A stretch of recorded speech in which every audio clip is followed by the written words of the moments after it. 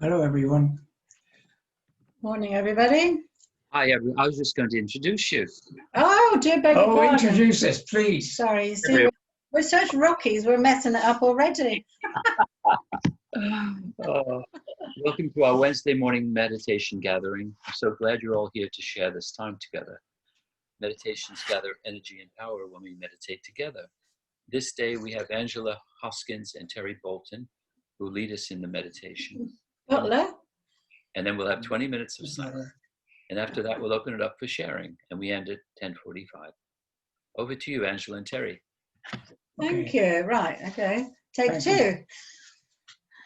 Morning, everybody. It's lovely to be here with you, as always. And this time we're saying more than just sitting here.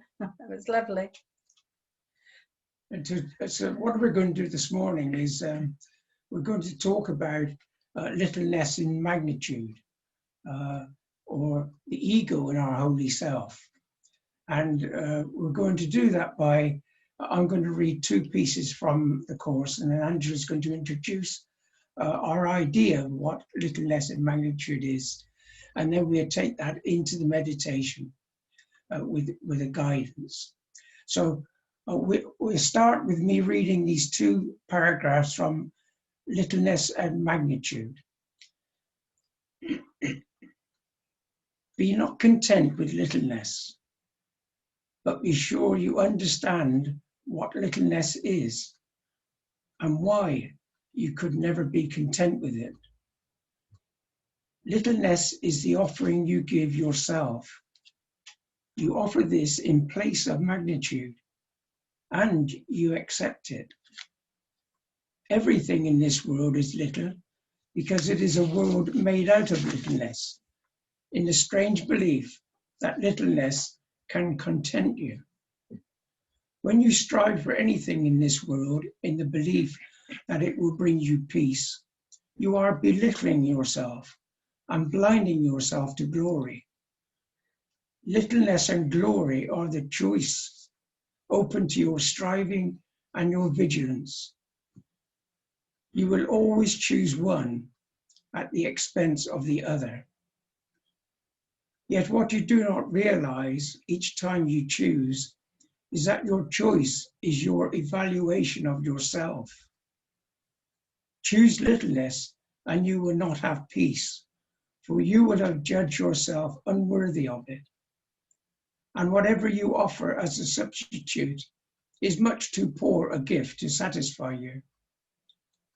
It is essential that you accept the fact, and accept it gladly, that there is no form of littleness that can ever content you.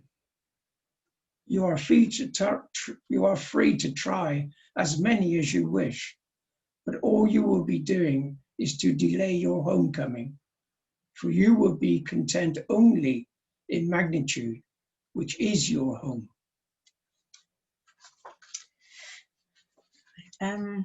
Before I start, can I suggest that people put their devices on speaker view, because I'm going to hold up a picture in a minute, and just so as you can see it, just while I hold the picture up, be able to see it better, if you can do that on your device. But that's in a minute, okay. I thought of the idea for this meditation because for a while now I've heard various people, and actually over the years, say they have difficulty with the statement, I am not a body. And I think we've all had difficulty of varying degrees with that ever since we came across this idea that I'm not a body. So of course, part of the block that I find is the language that we use. We use the word I to describe the spirit and to the body. So what helps me to understand concepts of A Course in Miracles is that I do little drawings, as we were talking about one time, Annie, your concept about the laundry. I usually scribble little pictures down to help me understand better. So I'm asking you now to bring your imagination into play as I hold up this picture. I want to introduce you to two characters that we all have, Big I and Little I. Little I, of course, represents our littleness, and Big I represents our magnitude. You're going to hold that eye here? Thank you very much. Oh, back a bit, actually. Oh, we've got to get the Big I in the picture. Good. Right, so Little I exists in the realm of the bodily senses and cannot say or believe, I am not a body. Big I exists in our own Holy Spirit within, which we all share, and can easily say, I am not a body. So when doing the practice involving saying I'm not a body, I first of all have to put in my mind the Big I. And whenever I remember, anytime I use the word I or I am, which let's face it is all day long, isn't it? I try and remember to think, oh, which I am I using here? Am I using my little I or am I using my Big I? Now, little I, as you can see here, is his thoughts are separated from his heart center. So you can't listen to guidance or act on it. Whereas Big I is connected completely and always smiling because he's connected to the spirit. Whereas Little I is a bit miserable because he feels very separated. His feet and the Little I, his feet are close together in this little cartoony thing, and he can't really make much progress, or he can stand still, that's it. Whereas Big I, his feet are far apart and he's very, very firm in his foundation, and he can really walk the talk. He has, oh, excuse me, he has a firm foundation based in the knowledge of truth and who he really is. He tends to be an optimist, whereas Little I tends to be a pessimist. Little I says things like, I feel guilty, I'm hungry, or I'm tired, I'm angry, I must get some shopping, I want to watch TV. I think that they should change, then I would be more peaceful. I can't forgive them. I can't forgive myself. I'm a bit judgmental. I'm going out for a walk. So all of these everyday statements with this Little I is very involved, but when it tries to say I'm not a body, well, it's already said all those things. Oh, for some reason our Alexa's just kicked in. It says I should be a more spiritual person after all this study. But as well as victim consciousness, Little I is also arrogant. It can say things like, well, I've studied very well and I know the pitfalls of the ego. And when I'm in ego, I can ignore it or I can overcome it myself. So Little I never hands anything over to Holy Spirit. On the other hand, Big I is still and quietly does nothing, unperturbed by the world's appearances. It exists in the realm of our own Holy Spirit and will say things like, I'm willing to forgive myself and others. I accept my process and realize my brothers and sisters are also in their own processes. I make no decisions by myself, and I will ask for and I will listen to guidance. I am here only to be truly helpful. Big I is aware of the power of choice, takes responsibility for his choices, and uses them to either find peace or an opportunity to heal and ask for a miracle. We do vacillate, as the Course says, between these two states of mind, but any moment we can speak to our Little I and say, get thee behind me, Little I. This is who I really am.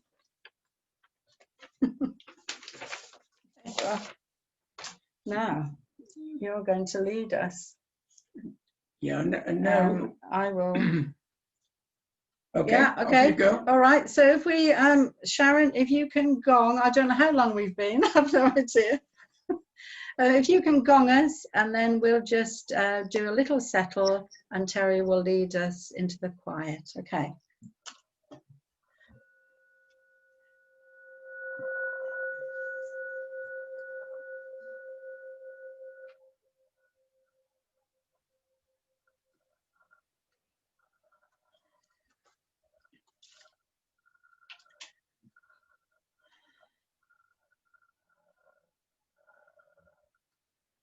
As we allow the quietness to settle around us like a cloak of love,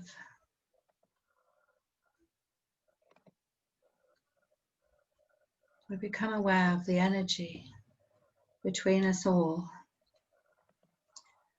raising our vibrations and taking us to where we truly belong. As our awareness of this beautiful, loving presence builds, we allow the body to relax, allow the muscles to soften. Know that we are quite safe, that all is well. And in this moment, we direct the mind to be right here, right now, calling it back from its travels to the future and the past. We only need to be here in this moment.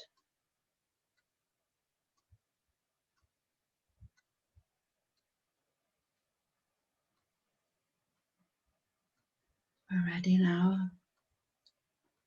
to receive the love of this presence that we all share.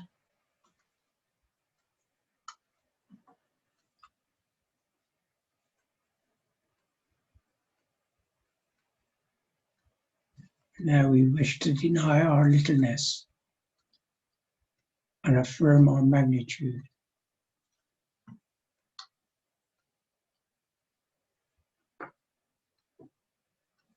So we can say to ourselves, I am not weak,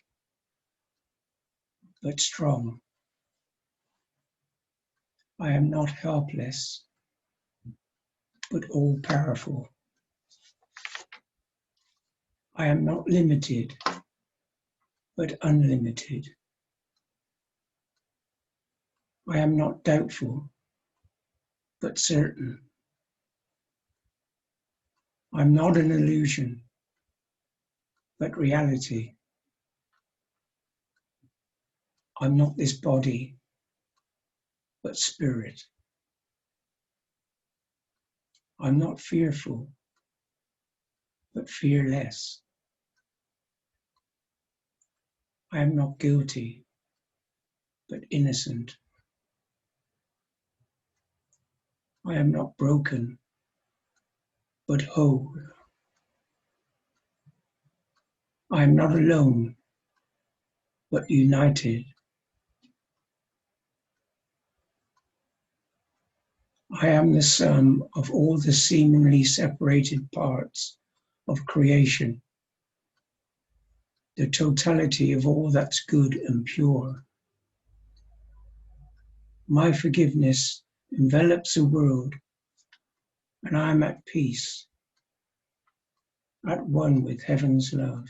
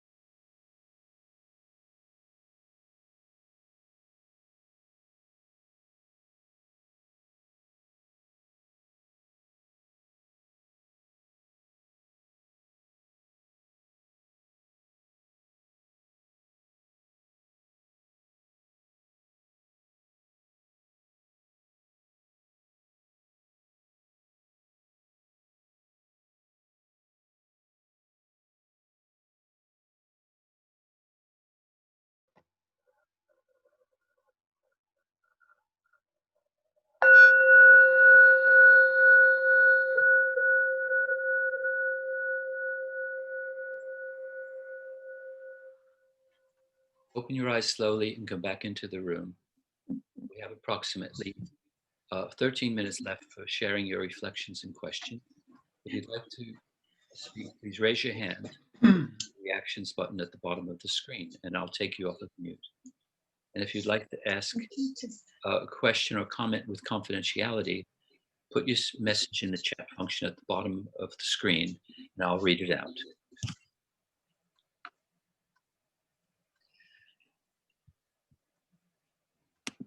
Maggie, would you like to say something? I'd just like to say thank you very much. And I just wanted to say I felt it was so beautifully and simply explained. And the picture was so helpful. I was able to, in the meditation, there were very few thoughts that came in because I imagined the big I, and I just said this mantra of one with God. And I just wanted to say thank you so much. That it was really, really helpful and wonderful. Thank you. Oh, bless you. Thank you very much, Maggie. Thank you. Thank you. Masako? Hold on one second. Where are we? There she is. She's taking some. Good. Go ahead, Masako. It was lovely meditation. That was exactly what I needed, because I've been trying to repeat, I'm not a body, I'm free, and as God created me. But it was my little I that was trying to lead that. So the drawing really helped to see the difference. I've always been driven by the little I. And last night I was listening to a Brazilian course teacher, and he has been studying the course for years and years. And he said that when his son was 5 years old, he had a call from his school, the son's school, saying that his son had a bad fall and hurt himself. His father, of course, rushed to the school, picked up the son, 5 years old son, and then while he was driving to the hospital, the father told the 5-year-old, just say, I'm not a body, I'm free, I'm as God created me. And then by the time they got to the hospital, the son was healed. Wow. Then with this drawing, I realized the little boy had been brought up in Course in Miracles family. So I don't think his little I had developed. So it was his big I. That's wonderful. That's wonderful. Wonderful. It's Yes. Why It's- it doesn't happen? sorry. I would just ignore my little I, and I always remember big I. Thank you very much, Terry. Okay. Bless you. Thank you, Miss Sam. Yeah, I find the concept of the big I and the little I very useful, because when I think of the ego, it's just a word, and I haven't got anything to look at. I need something to look at. So an image of a little I gives me something to look at. So I can identify the ego in me by the little I. And when I'm in ego, which is extremely rare, of course, I I immediately think I'm operating with the little I, and it actually makes me feel little. I feel little within my mind, and that's the ego. The ego wants us to feel magnificent in the mind, but actually I can change that around by seeing it as the little, and then I can deal with it. It's not this big thing that is so difficult after all. It's just a thought, just a little thought, that's all. And it's a lie. It's a lie about me that I'm telling myself. Actually, there's a little I in the middle of lie, The isn't there? little lie is a lie. A lie, yeah. Thank Well, you. thank you very much again. I mute myself now. Thank you. Dennis, would you like to say something? Yeah, it's just given a whole new meaning. I was in the Merchant Navy in the late 50s, and we used to say, aye, aye. Oh, yeah. And I thought, what a difference that makes, the two ayes, doesn't it? Aye, aye, I was Captain. down in Dorset. Yeah, I was down in Dorset, and I had skin cancer of the ear, and they cut it off, and they put a pressure pad on it, and they said, go and get some ibuprofen. And I went to bed that night, and every time my heart beat, it hurt, really hurt. And I got to thinking, you know, dolphins can stop their pain and die, you know, and that's what I wanted to do. And then I went back to the course. I am not a body, I am free, I'm still as God created me. And I kept saying that almost all night long, and then the pain suddenly stopped, and it frightened the life out of me. But it was that powerful. Wow, wow, I went the amazing. next morning and got some stronger stuff than ibuprofen, but it actually stopped the pain, and it was frightening because I was going Wow. through a relationship at the time and we weren't getting on well, and I thought, supposing I had a thought, it just happened like that. But it was that powerful. Wow, that's amazing. I know that verse by Marianne Williamson, she always says it's not our darkness that frightens us, it's our light, doesn't she? And that's it. I think we're afraid of the power. We're afraid of this big eye, and we should be embracing it. We can be embracing it. Wonderful story. Thank you, Dennis. Thank you. I have a few comments in the chat room. Thank you, Angela and Terry. I was with you for a short while. Lovely. So beautiful being with everyone in stillness. And the next one is, love the picture. Thank you both for the meditation. And another one which says, that was loving and memorable. Thank you. I really felt the presence of love in the meditation, and the picture is such a happy little reminder. Mhm. And the last one is, thank you so much. It was wonderful and amazing. So synchronistic and aligned with my ACIM lesson. I absolutely love the big and the little I. It's tremendously helpful. Huge thanks. Thank you, everybody, for those comments. Thank you. Anyone else would like to say anything? Oh, yes, Celia? yes. Let's see.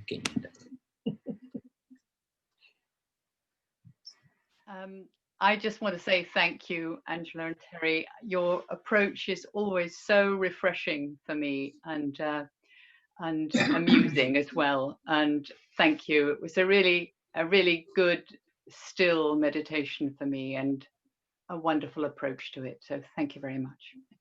Thanks, Thank you. Celia. Thank you, Celia. Lovely. Yeah. Hi, Angela and Terry. Thank you. I really loved the way that you showed how the little I was separated and not connected. That stuck with me, and how the feet were stuck together so that they couldn't be stable. I loved that, and there was something else I was going to say, but it slipped out of my mind. Let's see if it comes back again. Thank I you. loved the way you said throughout the day, I'm going here and I'm doing this and I think this and I think that, and just to stop for a moment and to say, which I is this that's saying this? I found that really helpful. So thank you. It was lovely. Oh, thank you, Yeah. Teresa. Well, we think in pictures, don't we? You know, our imagination is just like going to the cinema, but it's in our heads. And so a picture, like I said earlier on, is really useful to use. So I'd advise anybody to create a picture, a positive picture in their minds, and use that all the time when they're feeling a bit low. A simple or a funny picture. Quite often, I picture, funny people, and then I and then when I look out, I see those funny people around me in my imagination. I'm not crazy. I'm really. This is really true. And being entertaining as well is quite nice, but also it helps me when I'm feeling really low, which the world is designed that way to when we're going through bad patches and depression and whatever it may be. And when I'm feeling like that, I've got these funny people in my mind that I can look at, and they bring me to some joy and some understanding. So create things that you're not going mad if you create people in your little people or big people or what you want. So you said everyone's mad here. Oh yeah, everyone is mad here. According to Alice in Wonderland. I've just got a piece here from Alice in Wonderland by Lewis Carroll, and it says this: "In that direction," the cat said, waving its right paw around, "lives a hatter. And in that direction," waving the other paw around, "lives a March hare. Visit either you like. They're both mad." "But I don't want to go among mad people," Alice remarks. "Oh, you can't help that," said the cat. "We're all mad here. I'm mad, you're mad." "How do you know I'm mad?" said Alice. "You must be," said the cat, "or you wouldn't have come here." Of course, in Miracles uses the word insane, doesn't it? More. But the tiny mad idea, you see, brought us here. Yeah, perhaps we're all a little mad. So don't say you're not mad, because you probably are. Well, the tiny mad idea brought down is little I. The little I. That's the tiny mad idea. Truth is the big I. But we're still there. We're still in that living place. Time for one more. Who would like? Linda, let me take you off mute. I will be seeing everyone, everywhere, as that big I. That's great. That's it. Picture Yeah. Great. Them as that. I'm a visual person, and I can see it. And the little I is down there. It's really, that big I is beautiful. And I'm going to go and draw myself one now. Oh yeah, draw a big I. But I will be seeing everyone as that big I in that picture. Oh, wow, isn't that wonderful? Yes. What a wonderful thought. A lovely idea, Linda. Yeah. See everyone with a big yellow head on. That is it. They won't be having all the shapes they are. They will be perfect in this big I. That's it. That's it. Yes. Oh, so lovely. I try and see idea. everyone as this Christ-like when I'm walking around. But now I can actually put a body, if you like, to it. Yeah. That's it. As well as this light that surrounds them. That's wonderful. It sounds like seeing the Christ in everyone, doesn't it? Yes. Brilliant. Well done, Linda. That's lovely idea. But now I've got a body picture as well as the light. That's right. Yes. Thank you. That was lovely. I loved it. Yes. Oh, bless you. Thank you, Linda. Thank you. Yeah, I just wanted to say, Angela and Terry, I loved it as well. And I'm a very visual person. And it really helped me to grasp the idea of my small self and my large self, because it's so visual. I can see it. And I love the way you had the large I and the feet spread out, and the opposite with the little one. It was gorgeous. Yeah. Thank you, Dan. That's good. So we've come to the end of our meditation gathering. Please take yourself off mute and Thank Angela and Terry. Thank you, Angela. Thank you. Wonderful. Thank you. Sangeeta, I can see you there, Sangeeta. Sangeeta, it's lovely to see you again. Thank you. Thank you, everybody. Thank you. Thanks, everyone. Bye, lots of love. Have a lovely Bye. day. Your contributions. Oh, Thank you. so lovely. Oh, isn't that